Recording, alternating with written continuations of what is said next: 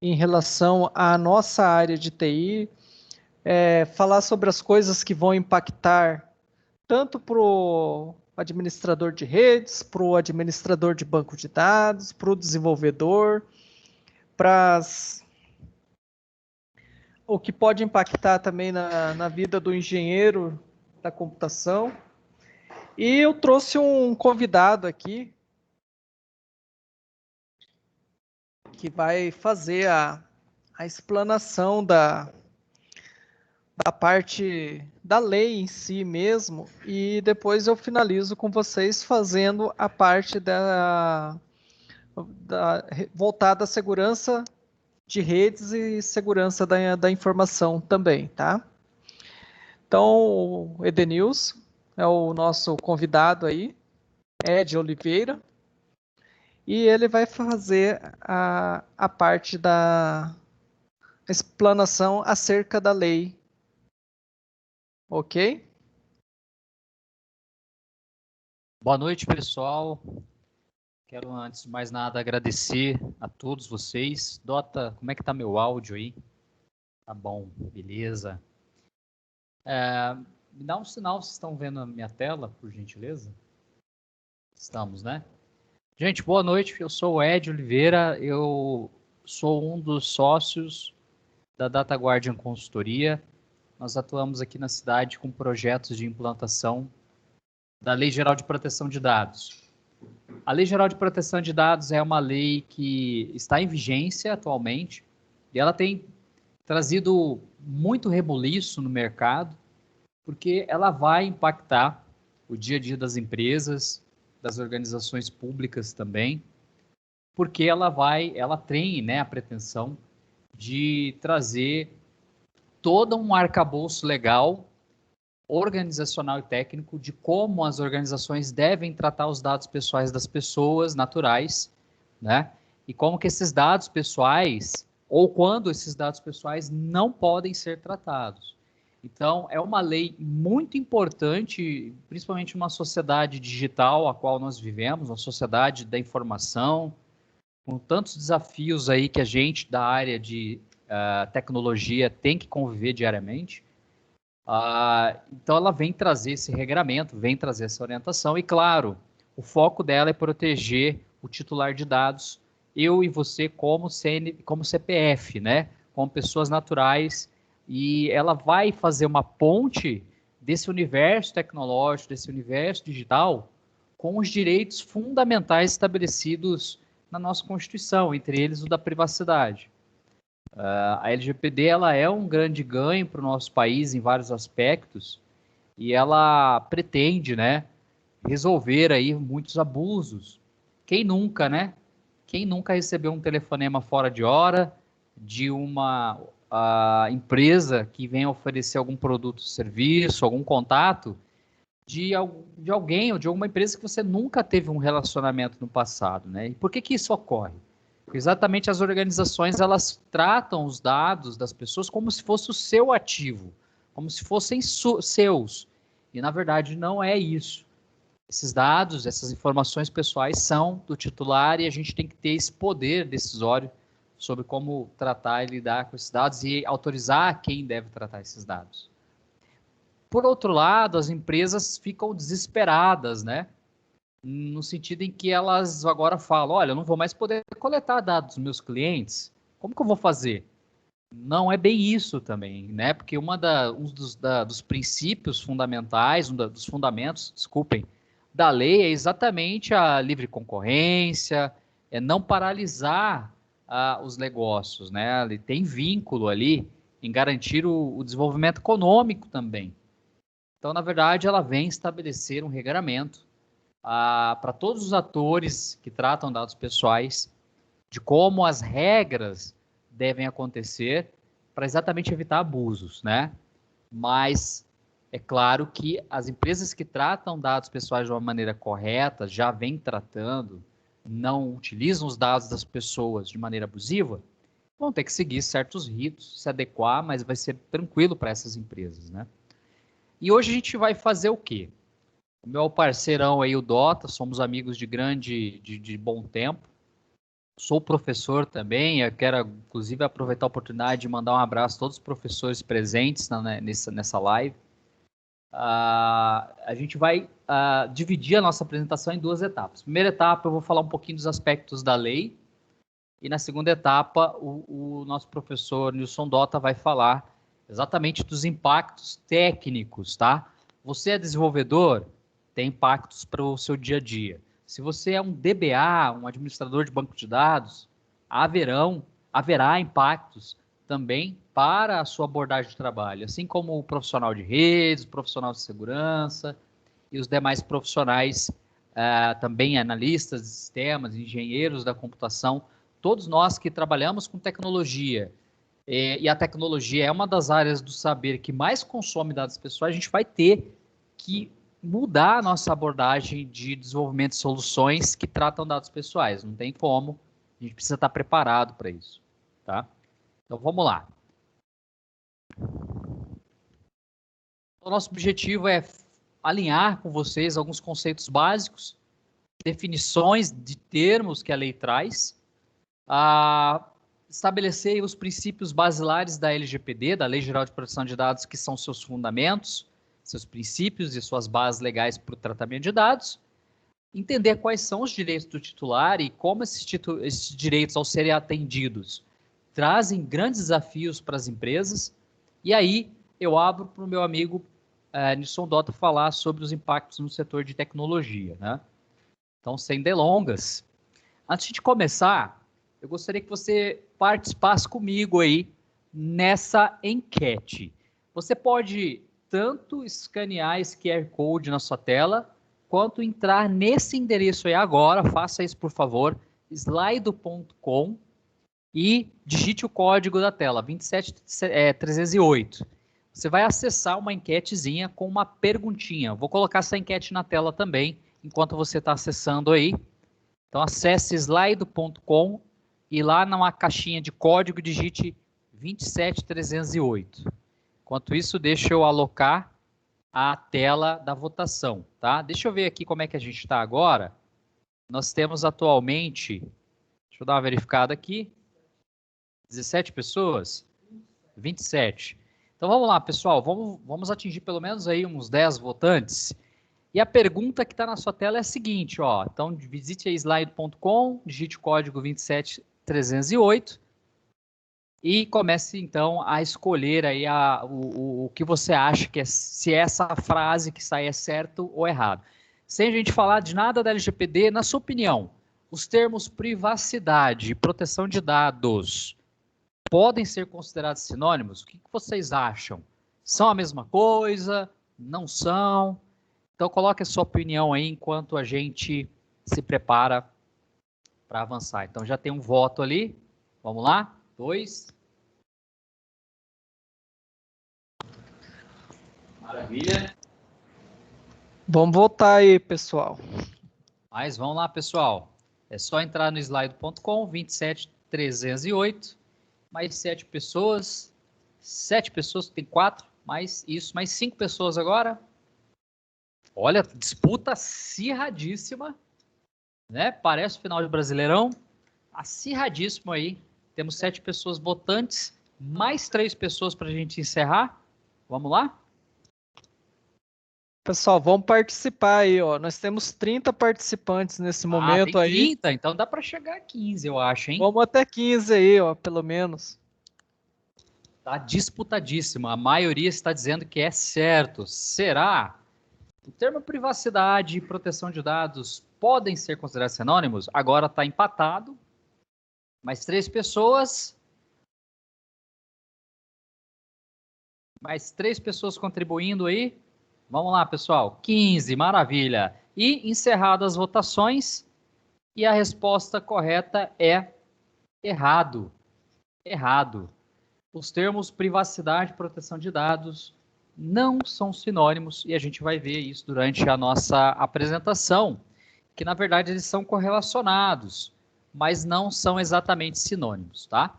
A Lei Geral de Proteção de Dados é a Lei 13.709 de 2018. O que a gente chama ela vulgarmente de LGPD, a sigla, né? às vezes a gente visita algumas empresas, eles falam LGBT, toma cuidado, que uma coisa é uma coisa, outra coisa é outra coisa. Mas a LGPD, a Lei Geral de Proteção de Dados, ela dispõe sobre o tratamento de dados pessoais. Tratamento de dados pessoais. Eu vou fechar minha tela aqui, meus amigos, a minha câmera, desculpem, só para ficar mais tranquilo aqui a apresentação, vocês focarem somente isso nos meus slides. Beleza. Ok, obrigado.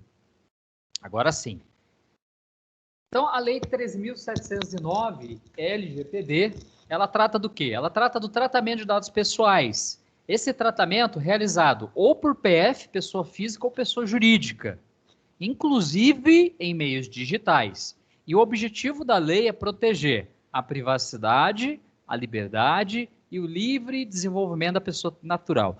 Então, a Lei Geral de Proteção de Dados vem para estabelecer a proteção dos dados da empresa? Não. Ela vem estabelecer regras para a proteção dos dados das pessoas naturais, tá? Que realizem o tratamento desses dados, seja essas pessoas físicas ou jurídicas. Ou seja, se eu sou um CNPJ, coleto dados pessoais através do oferecimento de um produto ou serviço, eu estou debaixo da lei, eu tenho que me adequar à lei? Sim, claro, obviamente. E se eu sou uma pessoa física, né? Eu sou um CPF e coleto dados pessoais para fazer um churrasco em casa final de semana.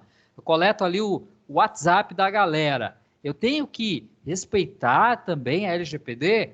Não, porque nesse exemplo você está realizando uma atividade pessoal, não tem um foco comercial de negócio. Mas se você é uma pessoa física, um CPF, e coleta dados pessoais para oferecer produtos e serviços, por exemplo, um dentista que não tem um CNPJ, ele tem só o seu CPF e atua no seu consultório, coleta dados pessoais, envia marketing, faz atividades aí de promoções, faz um cadastro dos pacientes, esse dentista tem que se adequar à LGPD, ok? Então a gente precisa entender que a LGPD não vem trazer ônus apenas para as pessoas físicas, mas também apenas para as pessoas jurídicas, mas também para as pessoas físicas. E ela ressalta que é inclusive em meios digitais, o que significa que o meio físico, e até no Brasil é muito maior o âmbito de dados tratados no meio físico, muitas vezes do que o digital.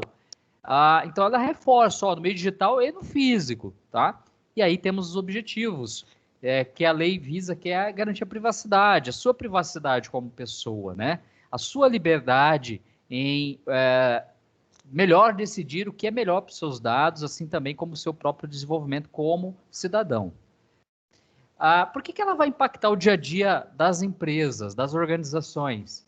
Porque todas as organizações, eu gostaria que você me citasse o exemplo de uma que não trate dados pessoais. Não existe. Praticamente todas as empresas tratam dados pessoais. E a gente vai ver que o significado de tratamento de dados, a palavra tratamento, ela tem sentido amplo na lei. Então, ela abarca praticamente todas as possibilidades. Coleta, armazenamento, transmissão, transferência, alteração, exclusão. Então, toda a atividade que atua sobre dados pessoais é considerado tratamento, então deve atender os requisitos da lei, tá ok?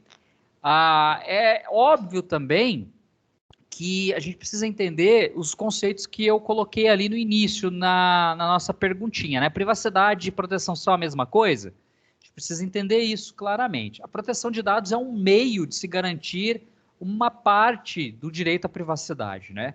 E o que é a privacidade? Privacidade é um direito seu, não está claramente definido na Constituição, a palavra privacidade não está no artigo 5º claramente, mas está ali de maneira indireta no artigo 5º, quando ele diz que a gente tem como um dos nossos direitos fundamentais a garantia da nossa intimidade, né, de controlar o que a gente expõe sobre a nossa intimidade, sobre aquilo que é muito íntimo seu, que é relacionado ao seu próprio saber e ao seu próprio convívio. Então, a privacidade é exatamente isso, é a capacidade de você, como indivíduo, Decidir o que você expõe em meio público ou com quem você expõe aquilo que é seu, aquilo que é teu íntimo, né? Relacionado à tua vida familiar, relacionado à intimidade do seu ser, dos seus pensamentos e de quem você é.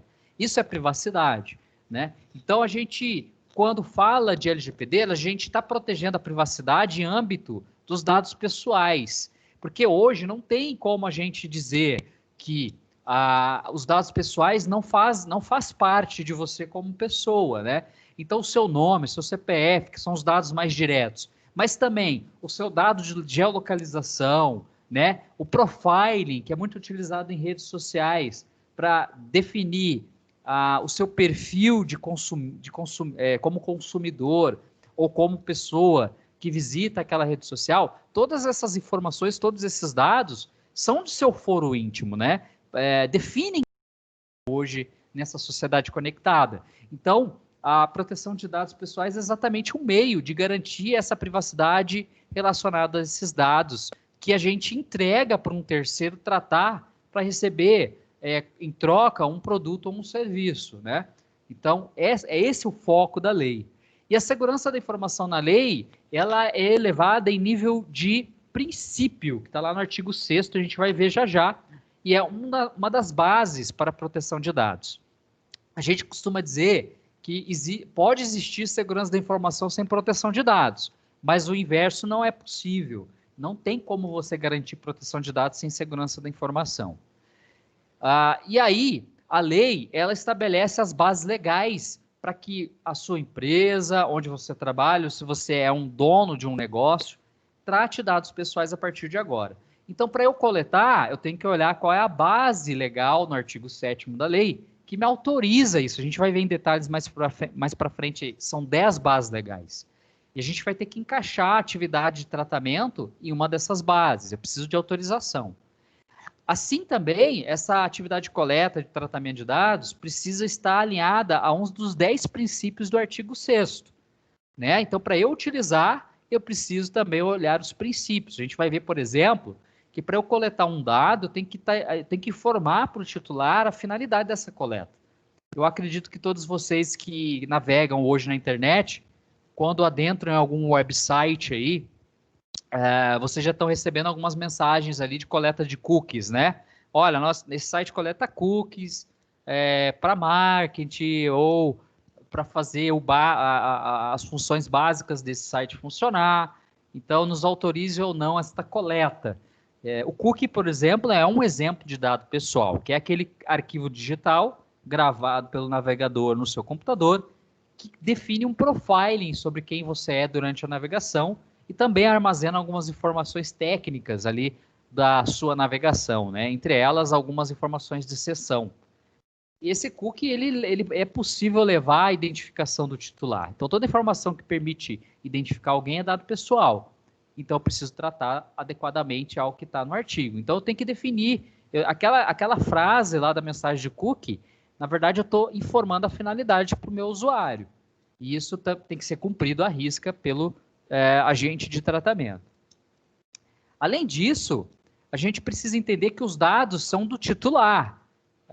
Até uma brincadeira que a gente faz aí meus dados, minhas regras, né?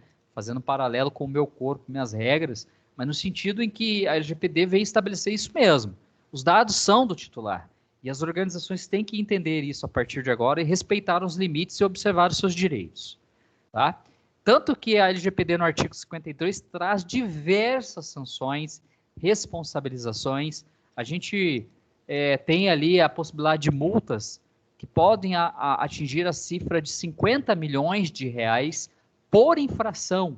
O que significa, por exemplo, que se houver um incidente de vazamento de dados, eu tenho ali, então, uma possível multa milionária. Agora, houve um acesso indevido agora, até por um funcionário, né? A empresa não tem política de acesso, e aí vamos pegar um hospital, por exemplo, e a moça da limpeza consegue acessar o sistema e acessar o prontuário dos pacientes. Isso é totalmente inadequado. Esse tipo de incidente também pode atrair a responsabilização e a multa sobre as empresas. Então, a gente precisa entender muito bem, né, e estabelecer todo o mapeamento de quem acessa os dados, como eu tenho protegido esses dados dentro da minha empresa. Então, são grandes impactos que a LGPD tem trazido para as organizações desde a sua elaboração. A LGPD ela traz definições bastante importantes sobre termos que você vai ouvir diariamente na sua vida profissional. Sei que eu estou falando com acadêmicos, em sua grande maioria. Alguns estão iniciando a vida profissional, outros já são profissionais, estão agora aí estudando, buscando uma formação acadêmica. Mas você vai ser, em algum momento, impactado pela LGPD. E você precisa ter de letra algumas informações ou algumas definições que a lei traz. Uma delas é quem é o titular, né? E a lei traça que o titular é exatamente toda pessoa natural a quem se refere os dados pessoais objeto de algum tratamento. Então você foi na farmácia e aí a atendente da farmácia falou assim: olha moça, se você me der o seu nome completo aqui, fazer um cadastro e seu CPF, a gente pode te dar 10% de desconto nesse medicamento. E aí você fica animado, né? Porque realmente 10% de desconto é fantástico, né? Muitas vezes ali, dependendo do que você está adquirindo, e você fornece seus dados. Mas essa empresa, você muitas vezes não sabe o que vai fazer com os seus dados, né? E, inclusive, tem casos aí, já sendo aplicado a LGPD, onde uma rede de farmácias estava utilizando esses dados pessoais exatamente para revenda, para terceiros, né?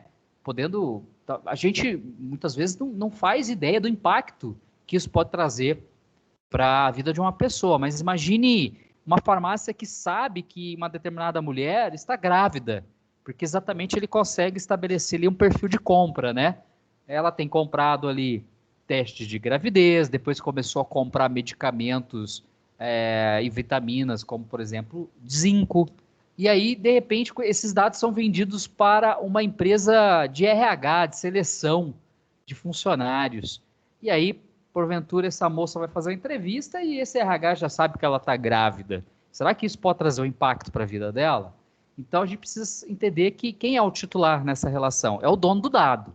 E precisa respeitar isso. Ele precisa saber o que é feito com seus dados, né? E o que é feito com seus dados é o que a lei chama de tratamento, que é toda operação realizada com dados pessoais, como as que se referem aí ela traz ali um rol de ações, né? Coleta, produção, recepção, classificação, utilização, acesso, reprodução e vai embora aí até extração. Então, toda atividade que altera ou manipula ou cria dados pessoais, né? Implementa todo o ciclo de vida de dados, é uma atividade de tratamento e deve estar alinhado aos requisitos da lei. Além disso, a lei define o que é dado pessoal, e é interessante que a nossa lei ela é muito inspirada na GDPR europeia. É importante a gente também frisar isso, né? A General Data Protection Regulation, que é a mãe das legislações de proteção de dados ao redor do mundo, né? Embora no Brasil existam discussões sobre proteção de dados na nossa corte, aliás, tanto nas cortes, né, nos tribunais, quanto também no Congresso para a implementação de uma lei, desde 2010, foi com a LGPD, né, e com o GDPR, desculpem, e com toda a experiência da Europa com relação a abusos às liberdades e à privacidade das pessoas, é que realmente a lei adquiriu corpo, tá bom?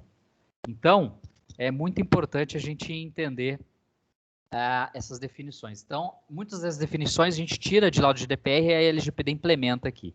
Então, o que é dado pessoal? É informação relacionada à pessoa natural identificada e identificável. Significa assim, informação de pessoa natural identificada. Seu nome, seu CPF, seu endereço, são dados pessoais. Seu telefone, porque são dados pessoais diretos. Então, estão relacionados a essa palavra aí, identificado. Agora, tudo que é possível tornar você identificável, que é a segunda palavra, também é dado pessoal. Por exemplo, a placa do seu carro. Pelo número da placa do seu carro, eu posso chegar até você? Posso. Então, é dado pessoal, tá? Características físicas. Se houver uma descrição de características físicas, gostos, gosto por banda de música, gostos por tipo de filme, time de futebol, e essas informações eu conseguir concentrar elas e formar um profiling que me leve até você, então isso é um tipo de informação identificável, também é dado pessoal. Então GPS são dados pessoais, dados biométricos, informações de DNA, todas essas informações são dados pessoais. E a lei define de maneira taxativa que alguns desses dados pessoais são sensíveis.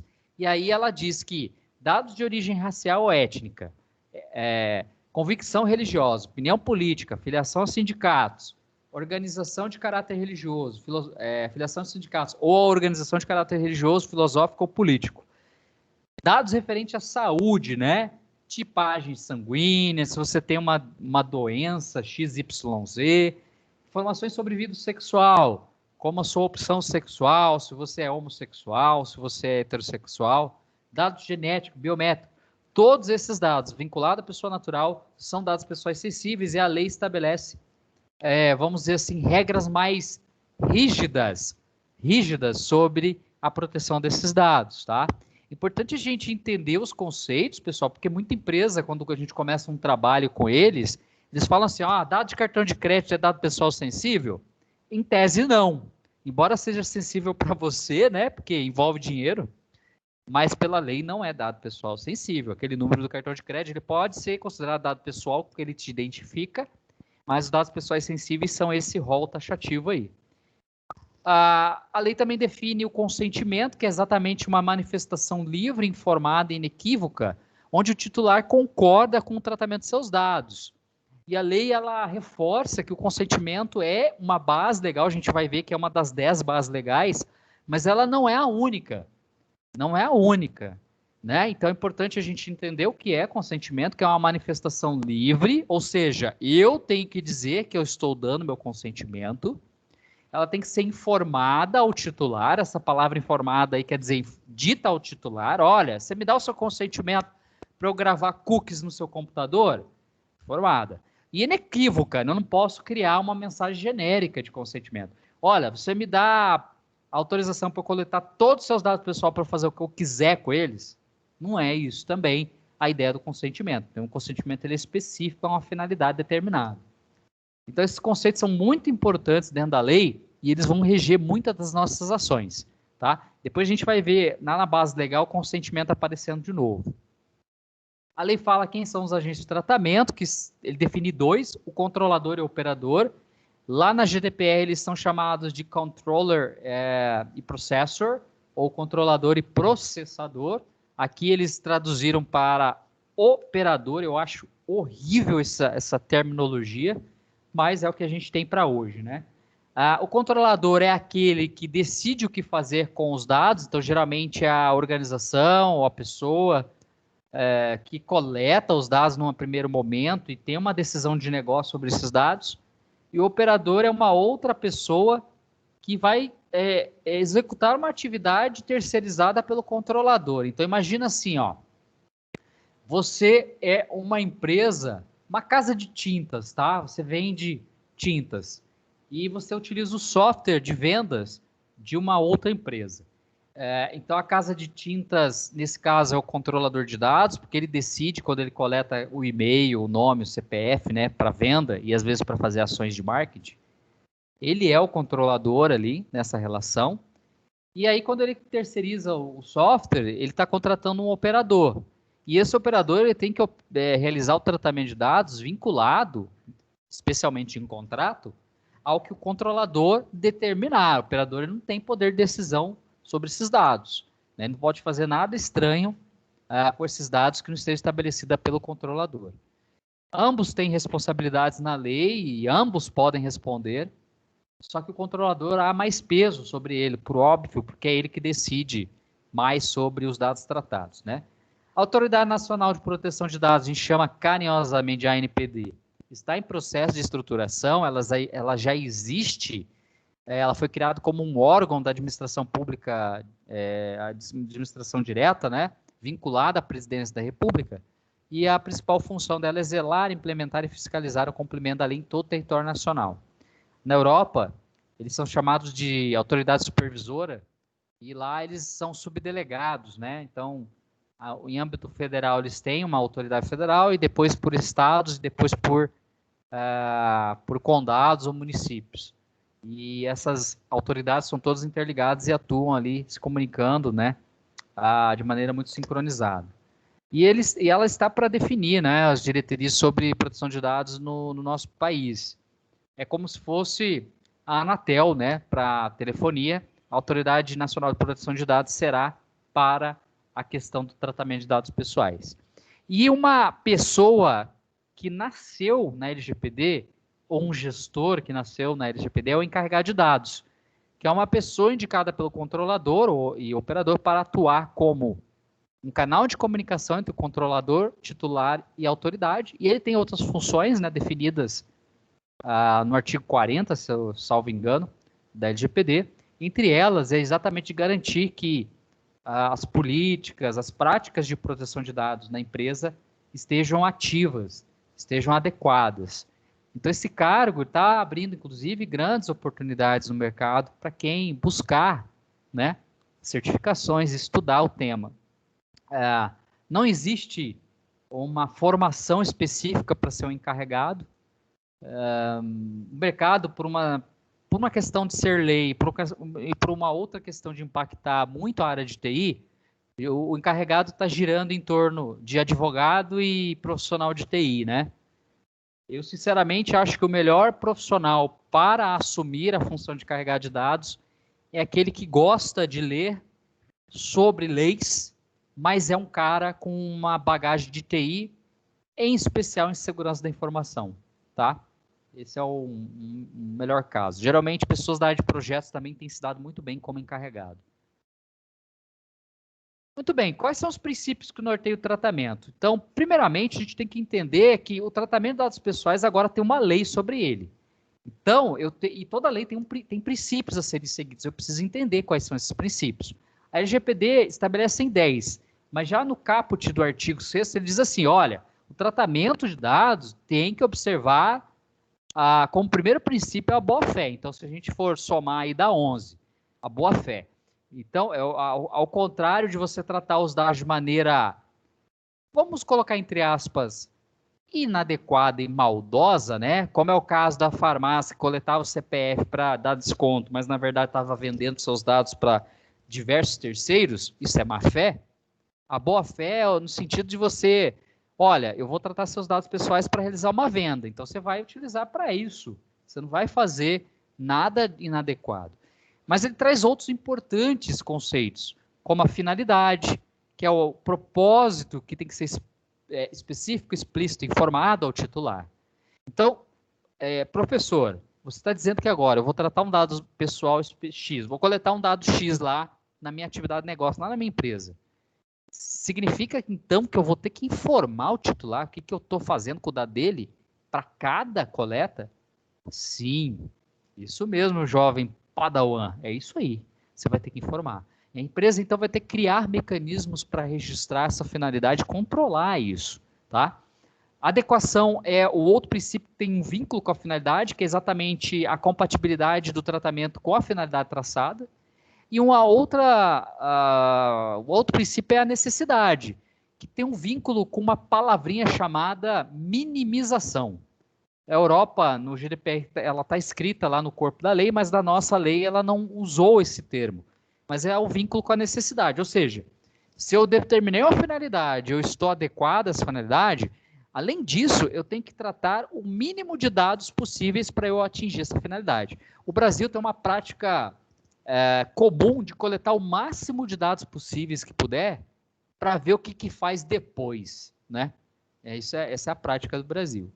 Isso é totalmente contrário ao princípio da minimização ou da necessidade. Então, se, por exemplo, eu tenho um formulário de emprego, eu utilizo uma ferramenta de base de talentos, eu sou do RH, e lá na minha ficha de coleta de cadastro do meu candidato, eu coleto o CPF dele. Pergunta, você que talvez conheça alguém do RH, ou até trabalhe aí numa empresa diretamente no RH, para que você coleta o CPF num processo seletivo? Né? Para quê? Se tem uma finalidade, você tem que informar. Se não tem finalidade, não colete. Essa é a ideia da necessidade. Livre acesso. O livre acesso é um princípio que diz que se o titular pedir informações sobre os seus dados e como os seus dados são tratados, eu tenho que fornecer livre acesso para ele. Eu não posso criar empecilhos, né? Só esse princípio, para atender ele, cria diversos desafios técnicos dentro da área de TI para ser atendida, né? Depois, qualidade dos dados, que tem um vínculo muito interessante com o Marco Civil da Internet, que fala exatamente sobre a exatidão dos dados, né? É exatamente de você garantir que os dados coletados sejam os mais claros, exatos e relevantes possíveis. Transparência, eu tenho que informar o meu titular e dar livre acesso a ele sobre o tratamento realizado. Eu não preciso esconder debaixo do pano o que eu estou fazendo, eu preciso informar, né? E dar a oportunidade do titular, caso seja utilizado o consentimento, nem tudo é consentimento, mas caso seja utilizado, ele poder se manifestar a favor ou contra. Segurança, que eu disse no início agora, né? Segurança da informação, são medidas técnicas e administrativas com foco em proteção de dados, é um princípio. Prevenção, também muito vinculado à segurança. Adotar medidas preventivas para evitar incidentes e danos. Não discriminação. O tratamento de dados ele tem que ser o menos, não pode ser feito de maneira discriminatória e tem que ser o mais igualitário possível, né? Então, eu não posso tratar os dados com fins ilícitos ou abusivos. Isso é o princípio da não discriminação. Responsabilização e prestação de contas. Esse é um dos princípios mais impactantes para o dia a dia da empresa, onde diz que, olha, toda tarefa, atividade de tratamento, eu tenho que garantir que eu posso prestar contas, seja para a autoridade, seja para o titular, que eu estou tratando os dados pessoais da maneira adequada definida na lei. Então, há uma necessidade muito grande aí de registros, logs na área de TI, né, para garantir esse tipo de prestação de contas, né, para evitar exatamente a responsabilização e atrair multas e penas. A lei não traça isso de maneira clara, igual a GDPR, mas ela traz dois conceitos que vão nortear muito a vida de nós, profissionais da área de tecnologia, principalmente os desenvolvedores, que é o conceito da Privacy by Design, Privacy by Default. Não vou entrar muito em detalhes aqui, porque talvez o Dota vai falar sobre isso, mas exatamente em desenvolver produtos e serviços que considerem, no caso do Privacy by Default, considere a privacidade como configuração padrão. É o que está acontecendo agora com a coleta de cookies dos websites, né? Aqueles websites que fazem uma configuração adequada da mensagem de coleta, ele não força você a dar, né? Olha, esse site coleta cookies, clique aqui para continuar. Essa é uma mensagem inadequada, né? Porque não te dá a opção de tomar uma decisão de maneira granular. Claro que tem cookies ali que são obrigatórios de serem coletados, porque senão o site não funciona, mas tem cookies de marketing, por exemplo. E esses aí, eu como titular, eu tenho que ter uma opção de permitir essa coleta ou não. Isso é um exemplo de Privacy by Default, quer dizer, a mensagem de coleta de cookies não pode vir marcada lá com a opção de coleta do cookie de marketing. Não pode. Ele tem que vir desmarcado e me dar a opção de tomar essa decisão depois. O Privacy by Design, ou privacidade por projeto, ou desde a concepção, também é uma outra tradução possível, é exatamente quando eu for desenvolver um novo produto ou serviço, eu pensar em privacidade lá no início, porque é muito mais barato eu pensar em privacidade enquanto eu estou desenvolvendo um software do que eu ter que correr e adaptar meu software depois para poder atender esse conceito. Por exemplo, estou dando um exemplo de software, mas isso tem a ver não só com TI, tá, pessoal? Tem a ver com produtos, com processos do negócio, com atividades do negócio, que tem que pensar em privacidade desde a concepção. E aí a lei entra nas tal das bases legais no artigo 7º, que estabelece 10 possibilidades para eu tratar dados. Então, por exemplo, suponha novamente o exemplo da casa de tintas. Por que eu coleto o nome, o CPF, o endereço, o telefone, o e-mail, por exemplo, de uma pessoa quando eu faço uma venda? Bom, eu como estabelecimento preciso gerar uma nota fiscal, né? Então, por exemplo, o CPF, o nome completo, o endereço, eu preciso disso para minha nota fiscal. Agora, o e-mail não precisa para a nota fiscal efetivamente, mas eu preciso desse e-mail, de repente, para fazer uma atividade, uma campanha de marketing, porque é importante para mim isso. Então, no caso daquela coleta de dados para a nota fiscal, eu vou usar como base legal, por exemplo, né, o atendimento ou cumprimento de obrigação legal, porque existe uma lei que estabelece esses requisitos. Agora, a questão da coleta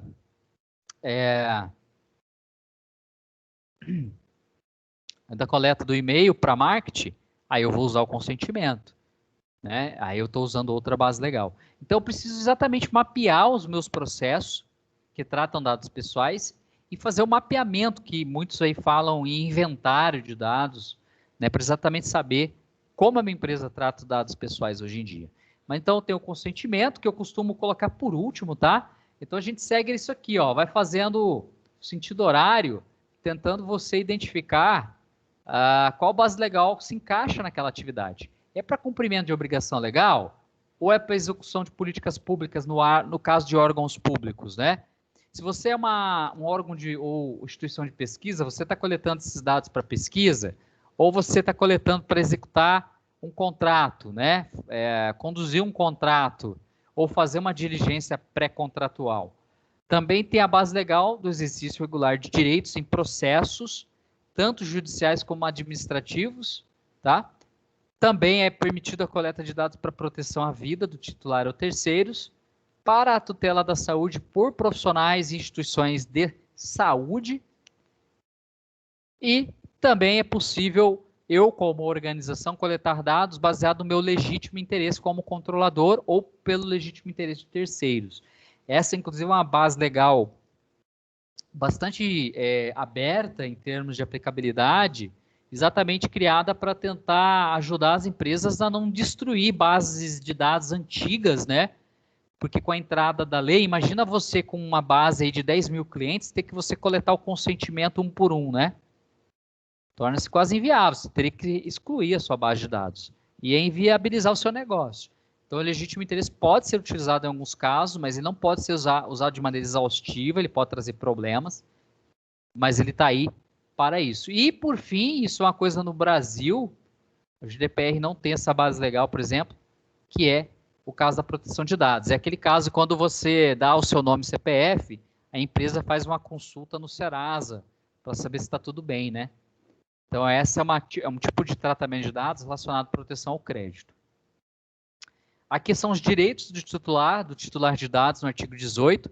Então, ele tem direito à confirmação da existência do tratamento, acesso aos dados, anonimização, bloqueio ou eliminação dos dados desnecessários ou tratados de maneira ilícita, a correção dos seus dados quando ele perceber que estão inexatos ou desatualizados, a portabilidade, a velha portabilidade lá na telefonia vem agora para a questão de cadastro e proteção de dados. Eu posso pedir para uma empresa a portabilidade dos meus dados para eu levar para um concorrente. Isso traz diversos desafios técnicos para a sua implementação. Informações sobre com quem o controlador compartilha os meus dados. Eu posso ligar para qualquer empresa e falar, olha, você compartilha com quem os meus dados aí para essa atividade que você está executando. Informações sobre as consequências de eu não dar o meu consentimento, eu tenho que saber as consequências. Oposição ao tratamento de qualquer dado, se esse tratamento for ilegal, inadequado, irregular. Eu vou ter direito a peticionar, reclamar junto à NPD e revogar consentimento a qualquer momento. Então, se eu uso como base legal o consentimento para coletar e tratar um determinado dado, eu tenho que ficar esperto, eu vou ter que gerenciar isso. Porque o meu titular ele precisa de um canal de comunicação, porque ele pode pedir a revogação do consentimento a qualquer momento. A lei também fala no artigo 9º que um dos direitos do titular é o acesso facilitado, né? Então, eu preciso responder para o meu titular estas perguntas aqui, ó.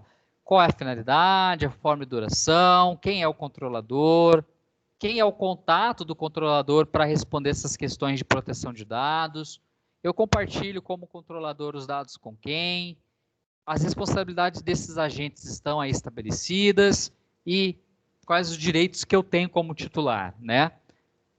Por exemplo, Eu posso ligar, por exemplo, no Serasa e pedir a exclusão dos meus dados baseada no direito da eliminação?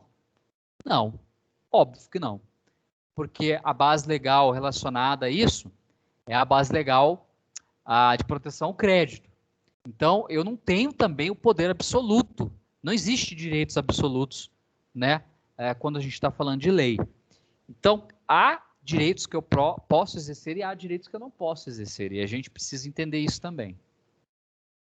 A segurança da informação, como eu disse, vem, então, para exatamente atender o que a lei chama de medidas de segurança técnicas e administrativas, que é exatamente a adoção de boas práticas numa estrutura de gestão adequada para garantir a gestão de riscos para a informação do titular, né? Eu costumo apresentar esse desenho aqui de uma estrutura de governança e gestão em segurança e proteção de dados, tá? Então, eu tenho que ter políticas, termos e normas definidos, os meus procedimentos têm que abarcar neles a privacidade e proteção, os itens de segurança de TI têm que estarem adequados, eu tenho que promover periodicamente, adequadamente, treinamento e conscientização para os meus funcionários, para os meus fornecedores sobre proteção de dados e ter aí um processo de gestão de tudo isso. Tudo isso aqui, pessoal, gera a minha estrutura para a segurança da informação. Aí, em cima dessa estrutura, eu ponho a minha camada de proteção de dados, que é exatamente você aproveitar a segurança da informação para garantir a segurança.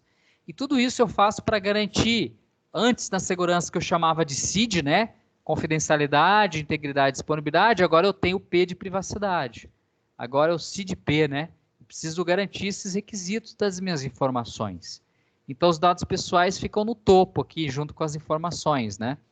Então, essa é uma estrutura conceitual que demonstra exatamente o que eu preciso fazer para atender a LGPD. Eu preciso estruturar um modelo de gestão de tudo isso. Por fim, a gente falou, eu falei lá no início das sanções, falei da multa, né? Mas ela tem todas essas sanções aqui no artigo 52 e 54. No primeiro momento, a gente acredita muito que a autoridade vai aplicar mais advertências, mas a advertência tem uma pegadinha, né? Se a sua empresa, a organização onde você está trabalhando, a universidade, ela recebeu uma advertência, na advertência já vai constar ali todas as adequações que você vai ter que fazer e dentro de um prazo curto. Por isso que a gente fala, ó, é melhor prevenir do que remediar. Esse negócio de esperar ver se a lei vai pegar ou não, muita empresa está apostando nisso, está apostando errado. Vai tomar na cabeça. A gente costuma alertar as empresas, né? Que é muito importante começar o seu processo de adequação ontem. Então, a advertência, a gente acredita que vai ser o primeiro mecanismo, mas já vai vir com uma surpresinha ali. E aí, se você não tem orçamento para poder adequar, ali na advertência, faz como? Você vai receber uma multa, não tem para onde correr. E aí as multas, a lei fala em 2% do faturamento bruto anual, limitado a 50 milhões de reais. 50 milhas de reais é o limite, tá? Por infração, como eu disse no início. Professor, vazou dados pessoais esta semana e por um funcionário lá insatisfeito. Depois, um hacker invadiu meu servidor e também expôs dados pessoais na internet. Eu posso ser multado 2 vezes? Pode ser multado 2 vezes. Novamente, 2% do faturamento anual, limitados a 50 milhões de reais. Além da multa diária, né, por inadequação. O Brasil vai sofrer muito com isso aqui, ó. Quando a gente fala de mercado americano, eles estão mais acostumados. Quando eles recebem um ataque cibernético, eles imediatamente notificam os envolvidos, seus clientes principalmente, e falam que foram atacados, né? No Brasil, a empresa é atacada, ela joga debaixo do pano, né? Ninguém sabe. Não há publicização. E aqui a lei vai forçar isso. Teve dados pessoais, o incidente vazou dados, você vai ter que notificar isso. A autoridade nacional, aos titulares de dados em alguns casos, e também a mídia. Então, esse é por exemplo, uma sanção bastante desafiadora para as empresas brasileiras. Bloqueio dos dados, das bases de dados afetadas. Imagina você ter que bloquear parte da sua base de dados que foi afetada no incidente de vazamento. Como que você vai fazer isso tecnicamente? Né? É um desafio. Eliminação dos dados que foram afetados ou estão ilegais. Suspensão do exercício das atividades de tratamento. Pessoal, imagina a empresa ser proibida de vender porque ela está inadequada. E proibição parcial total do exercício do tratamento. Então, essas são as sanções e os desafios para quem não está adequado minimamente à LGPD. E a gente costuma, então, mostrar esse desenho aí dos Legos, né, que traz o conceito de uma estrutura basilar para o tratamento de dados pessoais. Tudo começa com você entendendo os fundamentos da lei. Ó. Então, essa parte aqui toda, ó, de baixo, é o fundamento. Eu preciso entender os fundamentos da lei para eu executar as atividades de tratamento de maneira adequada.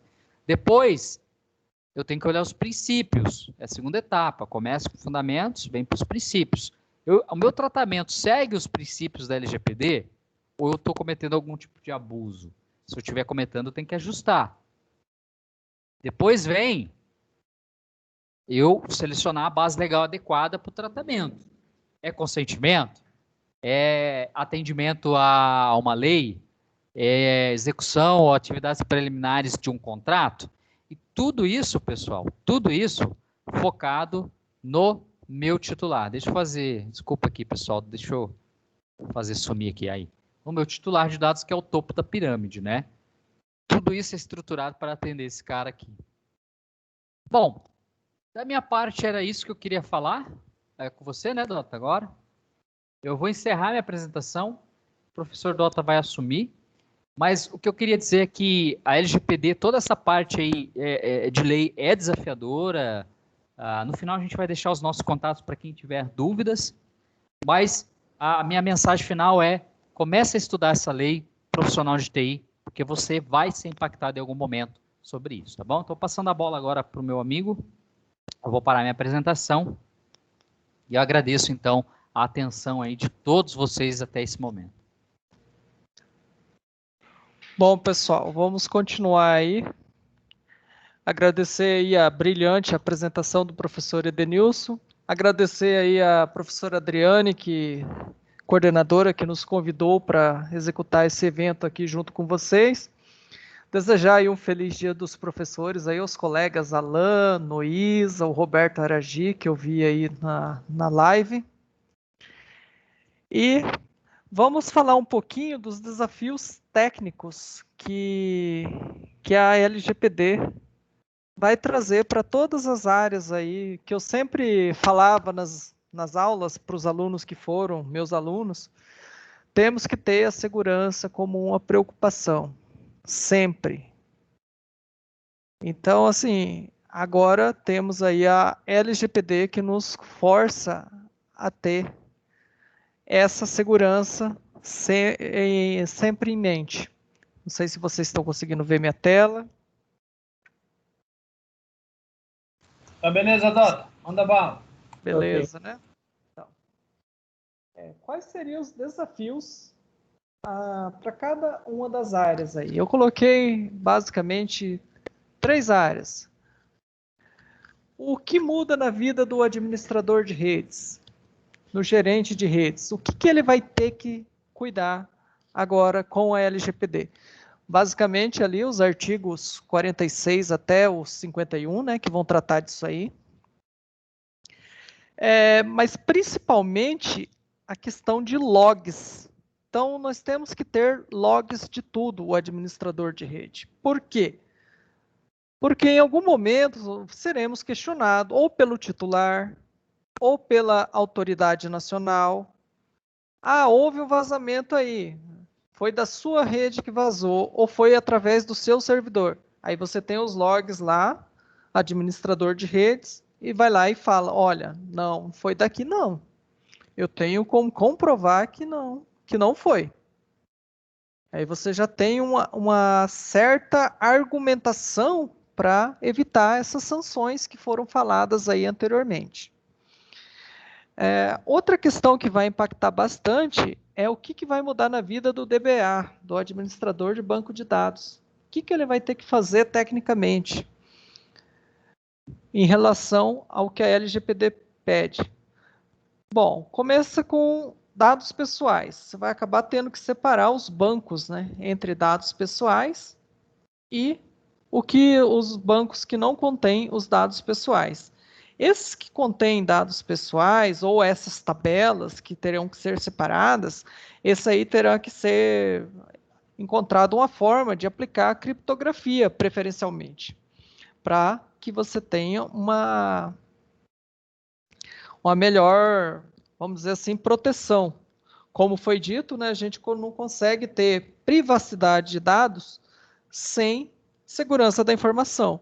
Tanto é que segurança da informação está pautada pelas ISOs 27001 e 27002, e agora, recentemente, em 2019, foi colocada em vigor uma nova ISO aí, que é a 27701, que ela trata exatamente sobre uma extensão das ISOs 27001 e 27002, levando-se em consideração a privacidade de dados.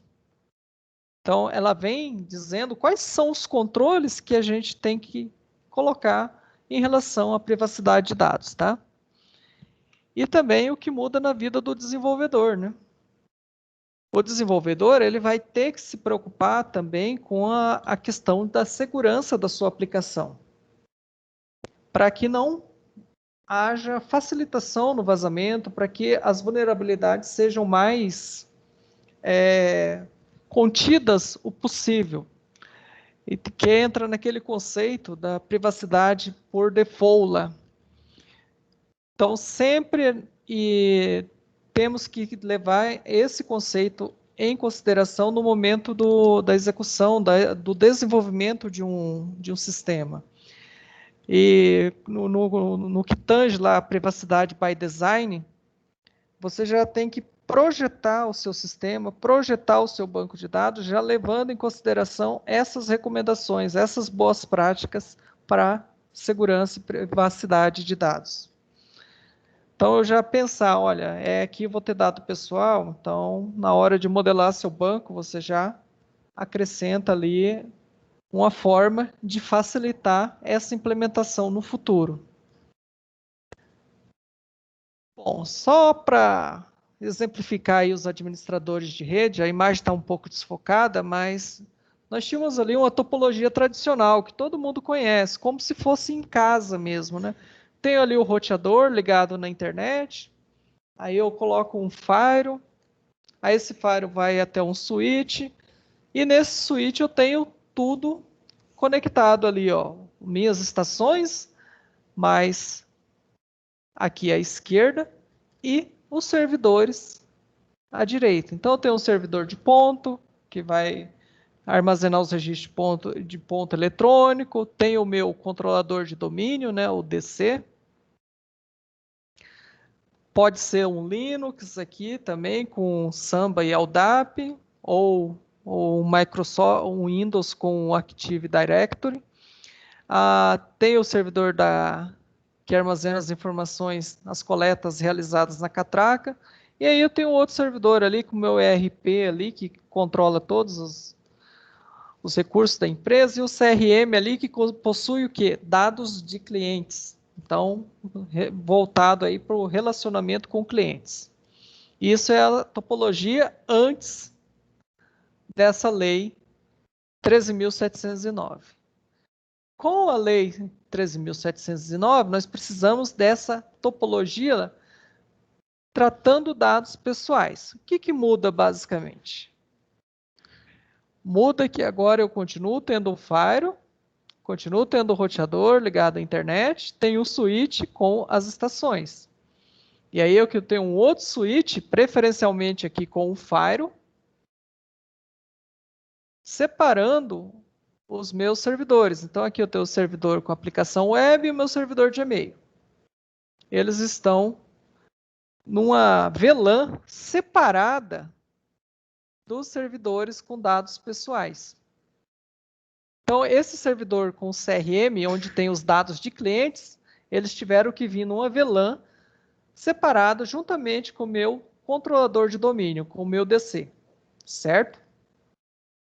Aqui, nessa VLAN separada, onde eu tenho dados pessoais, eu tenho que logar todos os tráfegos que estão acontecendo aqui. Então, eu tenho que registrar isso, porque aqui é que eu tenho que proteger. Se tiver um firewall aqui, melhor ainda, junto com esse switch aqui, se for um firewall, é o cenário mais adequado ainda. Isso aqui eu coloquei um switch aí para exemplificar, mas o firewall aí é o cenário mais adequado. E aí você tem um controle de quais acessos estão sendo feitos a esses servidores que possuem dados pessoais. Isso aqui é uma adequação de topologia, vamos dizer assim, é o passo número 1 dentro da questão de privacidade de dados para as empresas implementarem. Então, iniciou a adequação, tal, ou a solução mais barata e mais rápida de implementar seria alguma coisa nesse sentido aqui. Quem que vai ganhar dinheiro com a LGPD? As empresas que possuem um sistema de logs, os syslogs da vida, armazenamento de log. Por quê? A LGPD ela não sobrepõe nenhuma legislação já existente em vigor. Então, aquela temporalidade de armazenamento de logs, que seja de 5 anos, de 10 anos, ela tem que ser mantida e respeitada. E com a LGPD, o que acontece? Você acaba tendo que coletar mais logs, demandando mais armazenamento. E você tem que armazenar esses logs. Por quê? Em algum momento você fatalmente vai ser questionado, seja pelo titular, seja pelo Ministério Público, que deve atuar bastante aí, o próprio PROCON. Então a gente costuma fazer uma analogia, né, que a entrada em vigor aí da LGPD, ela se assemelha ao que aconteceu quando foi instituído o Código do Consumidor, lá uns 10 anos atrás. Ela vai causar, basicamente, um impacto semelhante ao que aconteceu lá. Temos que estar atentos, enquanto administradores de redes, enquanto desenvolvedores ou enquanto DBAs, a essas questões de armazenamento de log.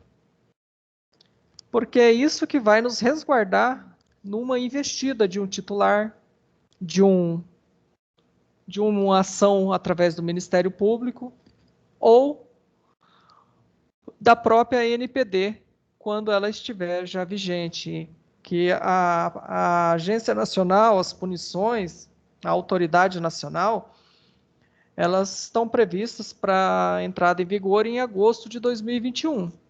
Mas o titular, ele já pode requerer os direitos dele, né?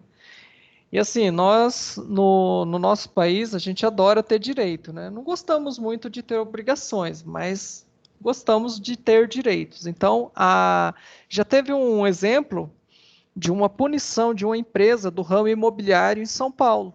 A empresa chama-se Cirela. Então, o que aconteceu? O cliente da Cirela comprou um apartamento deles. E ela pegou os dados desse cliente que ela precisava para a execução de contrato.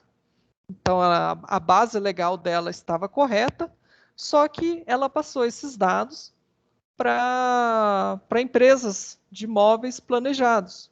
E aí a pessoa se sentiu incomodada por ter várias empresas oferecendo móveis planejados, tal, foi ao juizado e o juiz, com base na LGPD, condenou essa empresa a pagar uma indenização por danos morais a esse cliente. Então, assim, já está causando alvoroço aí essa situação. Seguindo ainda aí no que tange a administrador de rede, nós temos um outro modelo aqui de topologia tradicional. Aqui no meio temos um bonequinho aqui que é o titular.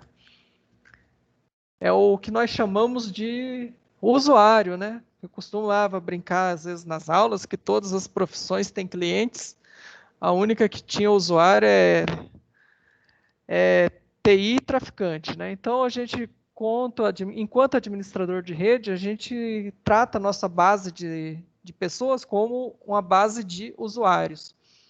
Mas esses usuários agora, eles foram promovidos à categoria de titulares com a LGPD. E o que acontecia?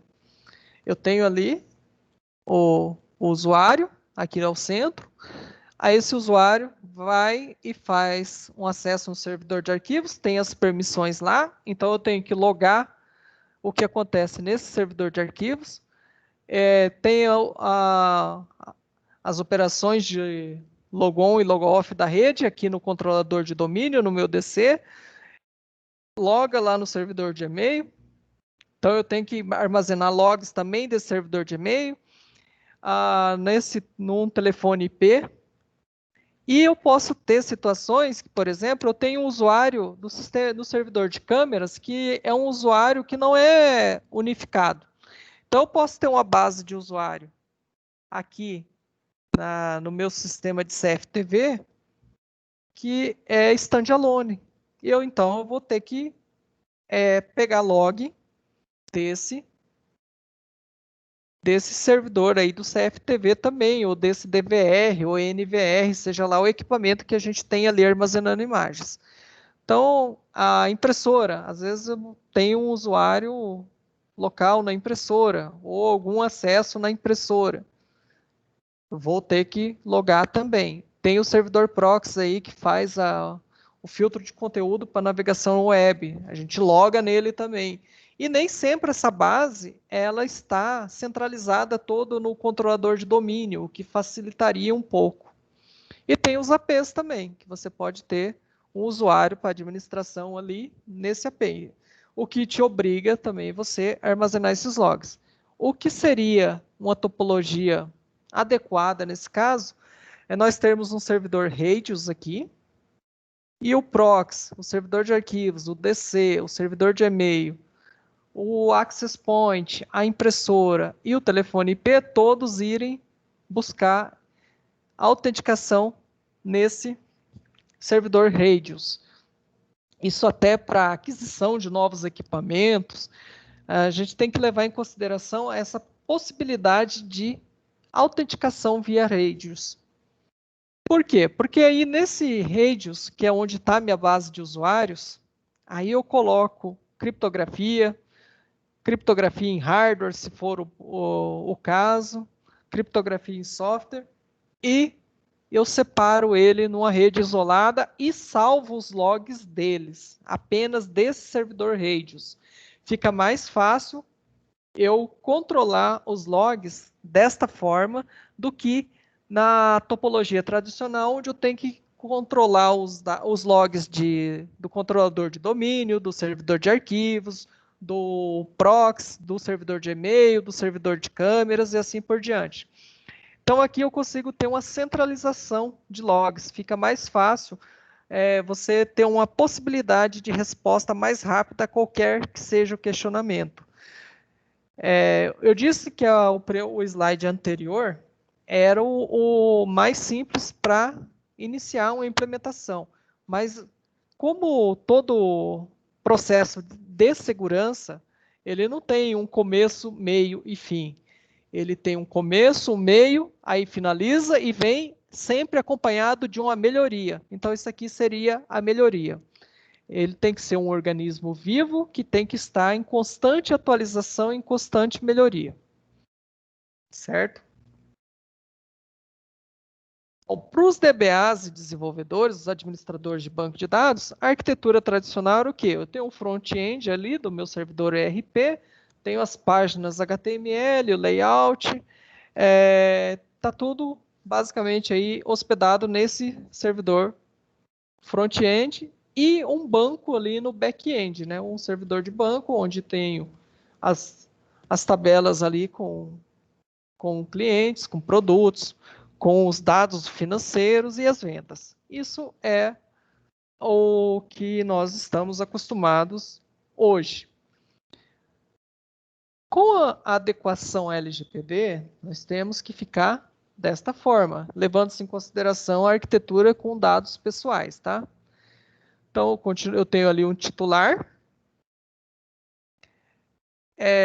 O front-end continua o mesmo, só que eu tenho 2 bancos de dados agora. Então, eu tenho que isolar um banco de dados onde tem informações pessoais, onde eu tenha dados pessoais.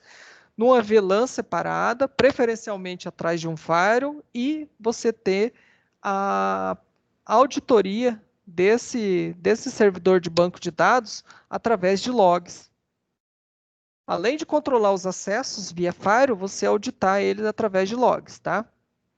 Isso aí já seria uma arquitetura de hardware levando em consideração o conceito Privacy by Design. Já é você, desde a concepção, você está levando em conta a privacidade. E aí, no servidor de banco de dados pessoais, eu tenho a criptografia em hardware e software, uma VLAN separada, registro de logs fulls. E aqui eu vou ter os clientes, os fornecedores, funcionários, voluntários, visitantes, quando eu coleto os dados para que a pessoa adentre a empresa. Tudo isso aí tem que ser guardado, esses logs armazenados de maneira completa. Já no outro servidor de banco de dados, ali eu tenho as informações de financeiro, dos produtos, as vendas, as informações de estoque. Então, esse é o conceito de você projetar um sistema daqui em diante, com a LGPD. Bom, já vou projetar com uma arquitetura na qual eu tenha o servidor de banco de dados separado. Nesse cara, eu vou botar toda a criptografia que eu conseguir, que a tecnologia me permitir, seja ela em hardware e software. Já tem pendrive com senha, HDs externos com senha. Então, já surgiu um novo mercado aí, depois dessa questão da privacidade. E um servidor com os dados pessoais. E esse eu tenho que cuidar dele, é o novo ouro da empresa. É o que tem que ser protegido. Eu sempre disse que a segurança da informação, ela tem que seguir o princípio da cebola. A cebola, quando você vai descascar ela lá, você tira uma casca, você tira mais, aí tem outra camada, aí você tem outra camada, aí lá pela quarta você já está com o olho cheio de lágrimas, já chorando, né? É a mesma ideia na segurança da informação. Você bota um firewall na frente ali para reter, vamos botar aí 90% dos ataques. Um firewall stateless, só para controlar os script kids, vamos dizer assim. Aí você bota no segundo nível um outro firewall, que já ainda stateless, esse é o mundo ideal. Eu sei que não é tão simples, tão barato de implementar isso, mas seria o mundo ideal. Você bota ali de novo, na segunda camada, um firewall stateless ainda com as regras diferentes daquele primeiro. Por quê? Você tem que deixar passar o tráfego que tem que passar. Se você resolve botar um firewall para filtrar tudo, ele é o seu gargalo da rede. Então, por isso que é a recomendação, se você tem uma rede com alto tráfego, vamos dizer assim, vamos colocar uma operadora, um PTT, que é um ponto de troca de tráfego, você tem que deixar o tráfego fluir. Ele tem que fluir, então você tem que botar camadas para você ir eliminando os ataques aos poucos. Então, no segundo nível aí, com o firewall ainda stateless, você com regras diferentes, você consegue bloquear mais ali uns 5%. E assim, quem passar dele para o terceiro nível, mereceu estar ali. O cara teve que estudar um pouquinho para passar. Mas a grande maioria que pegou o script pronto, que assistiu o vídeo do YouTube, já parou lá no primeiro ou nesse segundo aí. Bom, chegou no terceiro nível, né, que aí a gente já coloca um firewall stateful, já trata com as conexões, aí você já pode colocar um IDS, né, que é um sistema de detecção de intrusão, para analisar o comportamento do seu atacante. E aí o ideal é a gente ter um quarto nível, que é aí sim você coloca um IPS, que é um sistema de proteção à intrusão. Que esse sistema sim vai tomar algumas ações programadas ali de quarentenar aquele IP que está atacando, deixar não dropar as conexões daquele IP por X minutos, esse tipo de ação. Esse é o cenário assim ideal. Às vezes não é isso que acontece, às vezes a gente não tem essa disponibilidade. A empresa às vezes não tem esse recurso para fazer isso, mas com levando-se em consideração a arquitetura e a privacidade by design, é o que a gente deveria começar a pensar daqui para frente. Assim como os desenvolvedores pensar em ter um banco de dados separado para dados pessoais, os DBAs pensar numa forma de administrar esse banco de dados, colocando as criptografias disponíveis e os administradores de redes colocando essas topologias. Certo, pessoal? Então, aí tem alguns contatos aí, se vocês quiserem mais informações. Estamos aí à disposição. Novamente aí, reiterando, eu agradeço aí o convite, agradeço o tempo dos alunos aí que estão assistindo essa apresentação. Parabenizo novamente aí os colegas professores, professor Alain, Noísa, a professora Adriane, o Aragi, quem mais que... E os demais aí professores que, porventura, eu tenho esquecido de mencionar aqui. Alguém tem alguma pergunta, alguma dúvida? O professor Luiz, né, que é o organizador também, é importante, parabenizado. Sem ele a gente não estaria aqui. E me coloco aí à disposição para que vocês façam eventuais perguntas, reclamações, sugestões. Ok? Professor Nilson Dota, boa noite. Boa noite, senhor Tem Leliano. uma É pequena isso? pergunta para o senhor, positivo. Sim. Uma pequena pergunta. Em termos de privacidade e segurança, naquele momento que você falou, mesmo a gente tendo essa privacidade, essa segurança para guardar os conteúdos, arquivos, tem uma facilidade de invadirem ou não? Dependendo da senha. Rapaz, o que tem de 100% seguro? Nada. Basicamente, nada está 100% seguro. Se você quer ficar em segurança, você não pode, livre, né, desse risco da invasão, você não pode estar conectado à internet. E às vezes a gente, sem conectar à internet, não consegue fazer nada. Então, o risco a essa violação, ele sempre existe. Aí a gente tem que dificultar a vida de quem está tentando violar, colocando uma senha que não seja fácil, usando caracteres que dificultam a quebra de senha através da força bruta, não usando palavras, não usando sequências de número,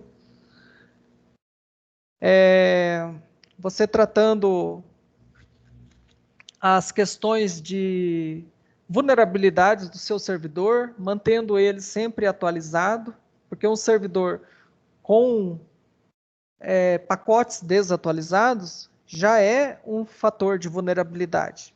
Então é nesse sentido que a gente tem que trabalhar para minimizar o risco, mas nós não conseguimos eliminar o risco totalmente. Eu não sei se eu respondi. Positivo, muito obrigado. Parabéns a todos os professores e profissionais da área por esse dia. Muito obrigado mesmo, valeu. Obrigado.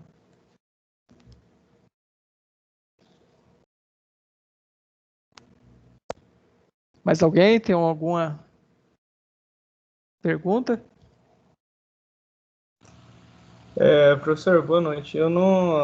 Acabei que eu não escutei a pergunta do nosso amigo aí, mas tomara que não seja a mesma. Aham. Em relação ao surgimento de alguma autarquia ou alguma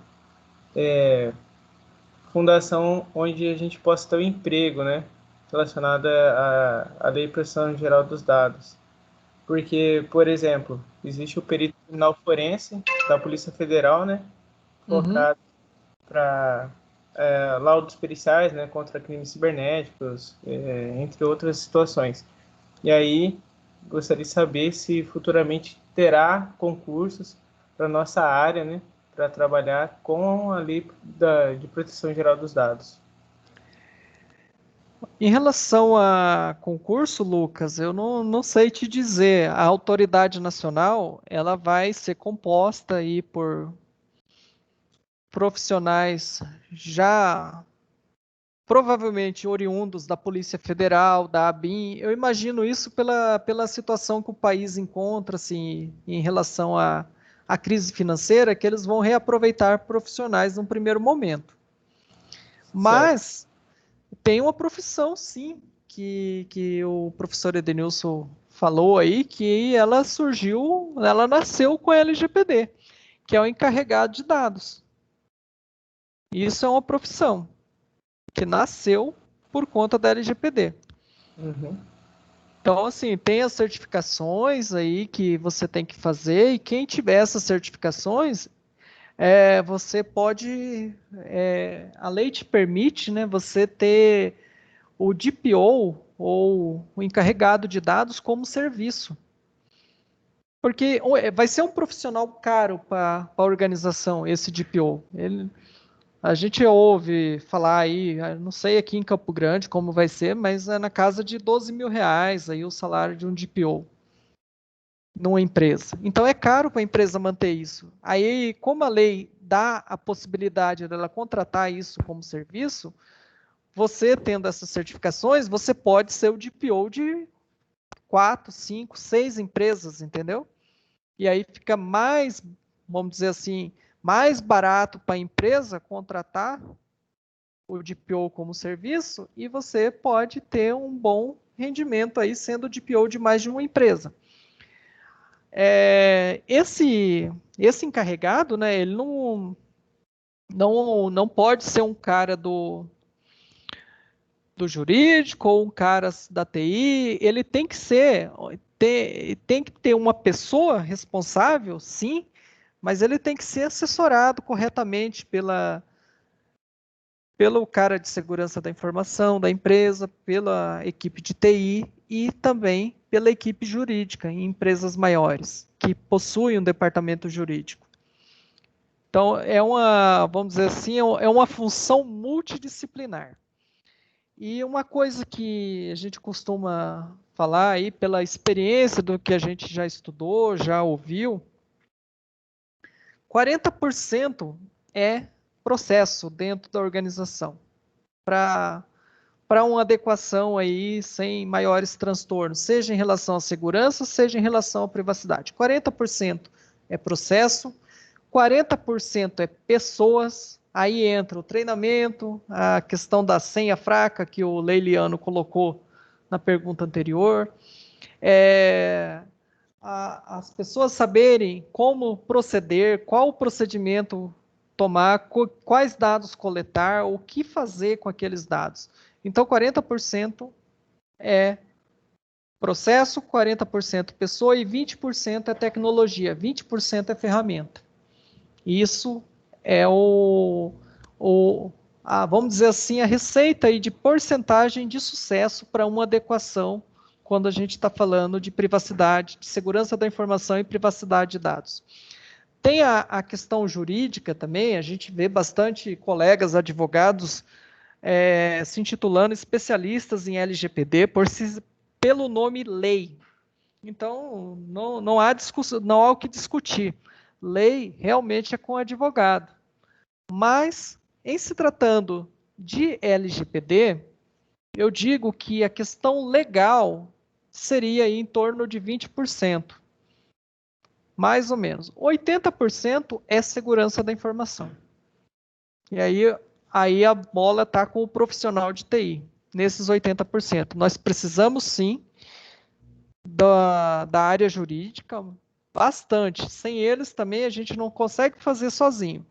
Mas nós ainda temos 80% da responsabilidade em relação à segurança da informação num projeto de adequação à LGPD. Professor, mas isso é atualmente, né? Eu penso que futuramente possa ter alguma pós-graduação ou uma especialização focado principalmente a lei aplicada à parte de proteção geral dos dados, né?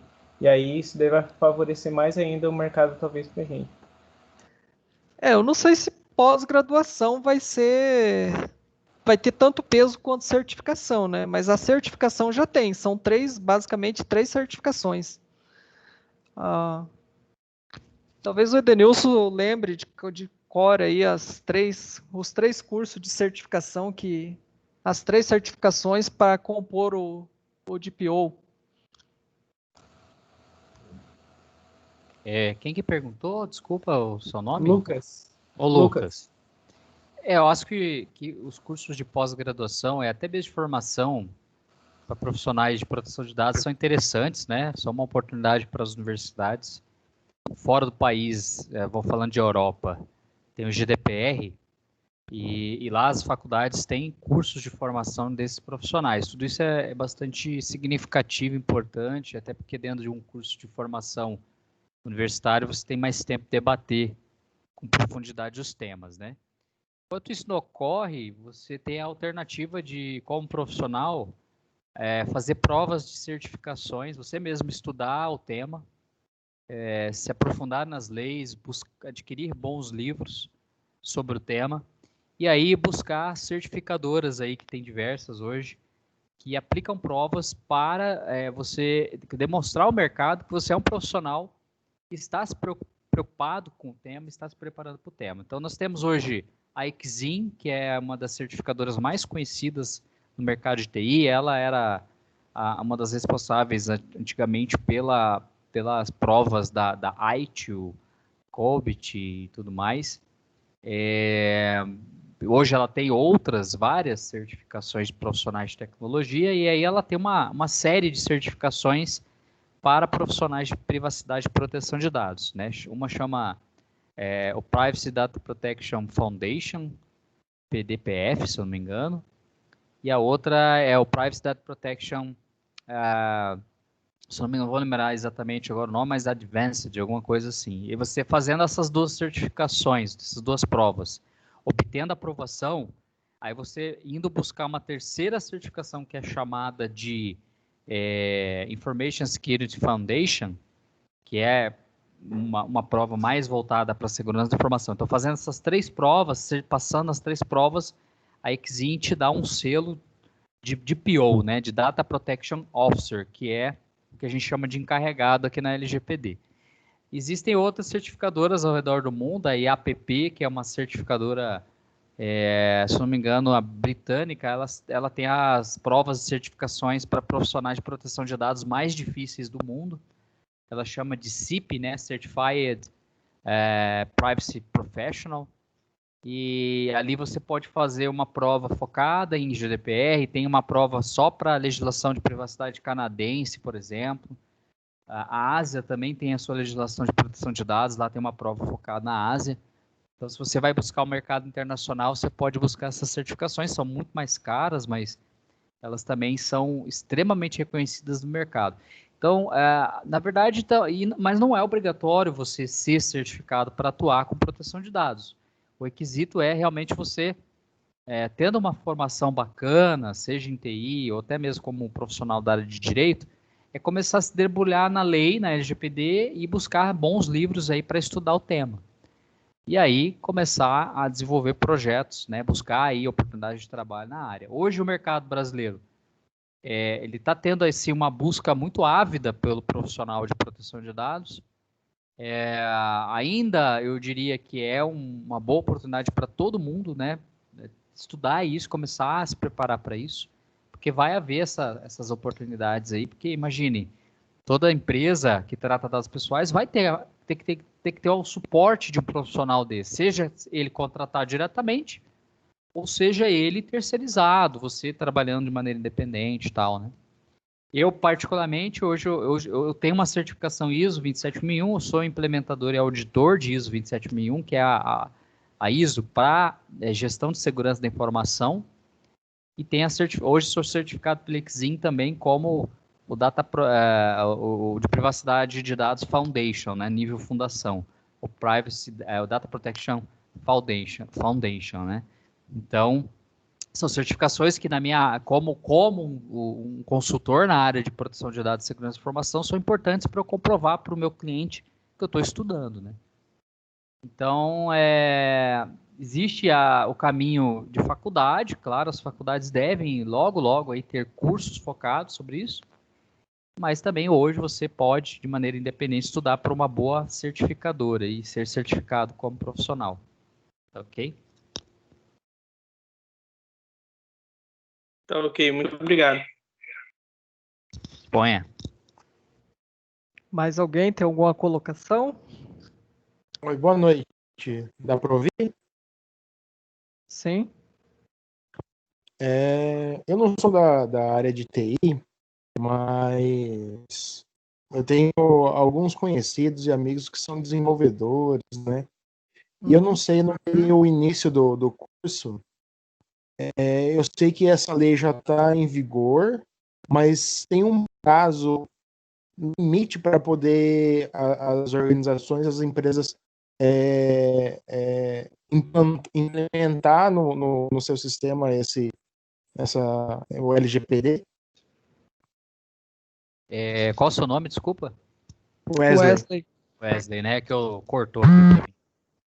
Wesley, a LGPD está vigente, né? Ela tinha aí uma discussão de entrar no que vem. Aí o Congresso, na verdade, demorou para votar a lei. Então agora ela está vigente, porém os artigos referentes à aplicação de multas ficaram para agosto do ano que vem, tá? Até porque não tem autoridade nacional constituída ainda, né? Então você não tem uma autoridade, você não tem uma agência para fiscalizar e aplicar multas. Só que essas multas são em nível administrativo, né? O que quer dizer que eu não estou falando de judiciário aí, né? Não estou falando de uma discussão em nível de judiciário. A discussão em nível de judiciário, elas já estão valendo. Então, assim, você como titular de dados, se você se sentir ofendido hoje por alguma forma de tratamento irregular de seus dados por qualquer empresa, você pode hoje buscar um PROCON ou buscar um atendimento ali no judiciário e abrir um processo contra essas empresas, tá? Então ela já está valendo nesse sentido, dizendo que para empresas, para não ter a questão da penalidade, não significa que a lei já não pode ser aplicada, ela já pode ser aplicada. Agora, trazendo para a realidade do desenvolvedor, que é a sua pergunta, imagina que eu sou uma empresa que desenvolve software. Eu devo estar bastante preocupado, porque o meu software, imagina assim, ó, o que vai fazer a minha empresa se adequar à lei não é nem tanto a autoridade, mas é o meu cliente que eu forneço software para ele. Você concorda? Porque imagina uma empresa que compra o meu software. Ele vai falar assim, ó, empresa aí do Ed, você tem que se adequar ao LGPD, porque agora eu utilizo o seu software aqui. Se você não se adequar, eu vou cortar o contrato com você. Então, a LGPD ela tem um efeito natural, que a gente chama de efeito em cascata, que é à medida que as empresas maiores elas vão se adequando, elas vão forçando as médias e menores a correr atrás. E aí, nesse bolo, está incluso as empresas de software. Até porque os softwares são as fontes que mais tratam dados pessoais dentro de uma empresa, né? Você tem papel, mas você tem muito ferramental ainda, software que não está preparado. A gente tem um cliente, por exemplo, que a gente está prestando serviço, que os softwares que ele utiliza, a maioria deles não está adequado. E ele está agora num processo de mandar e-mail para todos esses terceiros, falando assim, ó, e aí, o que você está fazendo para se adequar? Porque se você não se adequar, eu vou cortar o contrato com você. Então, esse é o efeito cascata que a gente fala, né? Eu sou uma empresa. Não adianta nada eu arrumar minha casa, mas o meu fornecedor não está adequado. Então, qual que seria o prazo para uma empresa de software aí dos seus amigos adequar? Ontem. Porque em algum momento, algum dos seus clientes vai forçar ele a demonstrar adequação. E se ele não demonstrar adequação, está fora. E muita empresa vai cair do mercado, né? Vocês vão perceber isso. Muita empresa vai perder muito cliente. Tem empresas que dependem exclusivamente de governo, pessoal. O processo licitatório ganhou lá 1 ou 2 órgãos públicos e vive desses caras. Imagina esse cara perder essa fonte de renda, porque o software dele não está adaptado. E a gente sabe, quem desenvolve software, né, que o processo de adequação de um código, ele é complexo. Você não faz da noite para o dia. Então, não existe um prazo específico. Existe assim, a lei está valendo, os questionamentos já estão acontecendo, a multa, em termos de aplicação da multa, ficou para ano que vem, mas ela não é o que mais preocuparia uma empresa, no meu ponto de vista. E sim o próprio mercado se ajustando. Isso sim preocupa. Imagina, eu forneço serviço para uma empresa grande, a empresa grande amanhã corta o contrato comigo porque eu não estou adequado, né? Então, o prazo é o mais rápido possível, eu diria, né?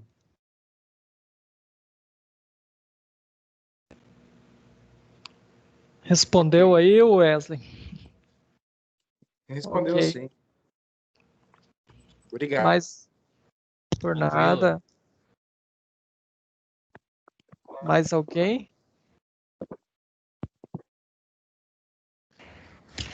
Professor, boa noite. Boa noite. A matéria dessa palestra aqui, você podia me informar qual que era? É que eu não peguei ela desde o começo, sabe? Peguei ela na metade para frente. É a LGPD e os desafios na área de TI. De IPI? De TI, de tecnologia da informação. Quais os desafios trazidos pela Lei Geral de Proteção de Dados à área de TI? Ah, sim. Ok, obrigado. Por nada. Ela vai estar gravada, essa aula, em algum lugar? Essa palestra? A princípio, sim. O professor Luiz Augusto está gravando, né, Luiz? Isso aí, meu amigo. Vai estar disponível no YouTube e no MS Teams dos alunos, tá? Ah, tá. No YouTube vai estar em qual canal? No canal do professor. Depois eu passo nas turmas, no WhatsApp das turmas, para que vocês possam ter acesso, tá? Ok, obrigado, hein? Tranquilo? Tranquilo, obrigado, hein? Bom. Mais alguém?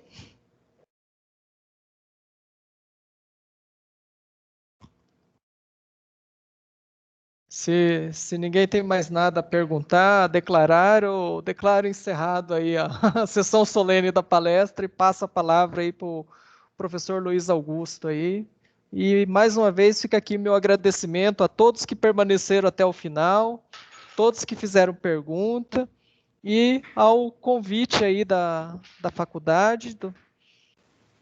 E o muito obrigado aí pela organização do professor Luiz Augusto. Ok?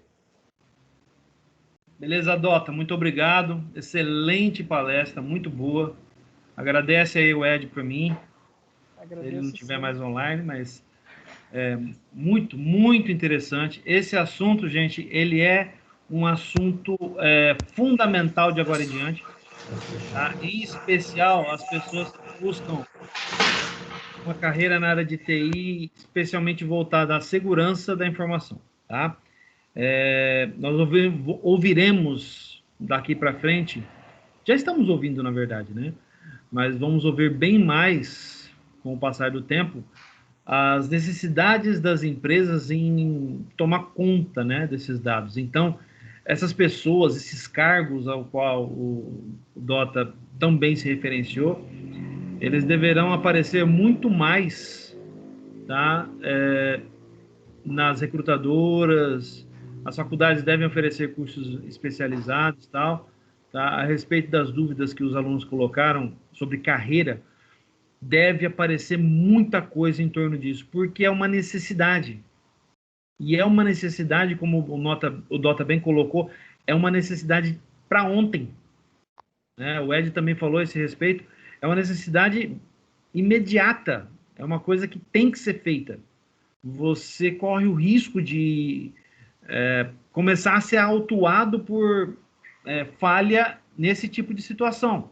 Então, as empresas precisam correr atrás disso urgentemente, tá? Muito bem pontuado, excelente palestra. Agradeço mais uma vez o Dota. Cé, amigão, muito bom. Valeu. Obrigado. Agradeço o Ed, muito obrigado. E agradeço a todos vocês que estiveram presentes. Lembrando, mais uma vez, todas as palestras do IGTech estarão disponíveis no canal do professor, tá? Para os meus alunos já sabem como obter, né, acesso. Todas as turmas de WhatsApp que eu dou aula, né, que nós temos os grupos de aula, todas as turmas têm o link na descrição para acesso ao canal do YouTube lá do professor. E também nós vamos disponibilizar isso no MS Teams, tá? Quem utiliza o EduMail vai ter acesso por ele lá também, tá? A questão do Teams é um pouco mais complicada, porque subir para o Teams não é tão fácil. Na verdade, subir para o YouTube é bem mais simples, tá? Mas eu vou, com o tempo, resolver essa situação e subir esses arquivos para lá, para a gente poder ter essas palestras também pelo EduMail, tá? Mais uma vez agradeço a todos, peço que todo mundo continue se cuidando. Amanhã nós teremos mais um ciclo de palestras fantásticos aqui para a gente poder lidar. Por exemplo, no nosso caso, nós teremos um mini curso do professor Roberto Aragi, que estava por aí. Eu não sei se já saiu, mas ele estava aí. Eu acho que ele saiu. É um mini curso de jogos inteligência artificial em jogos de Atari, tá? Com o professor Roberto Aragi. E nós teremos também, para o pessoal da engenharia, os alunos que estiverem aí da engenharia, nós teremos uma palestra sobre responsabilidade profissional de engenharia com segurança do trabalho. Tá? Uma palestra bastante interessante. Então, tem para todo gosto. Beleza, gente? Mais uma vez, um grande abraço para todo mundo. Espero todos amanhã no mini curso e na palestra. Tá bom? Tudo de bom, fiquem com Deus e até amanhã, gente. Abraço!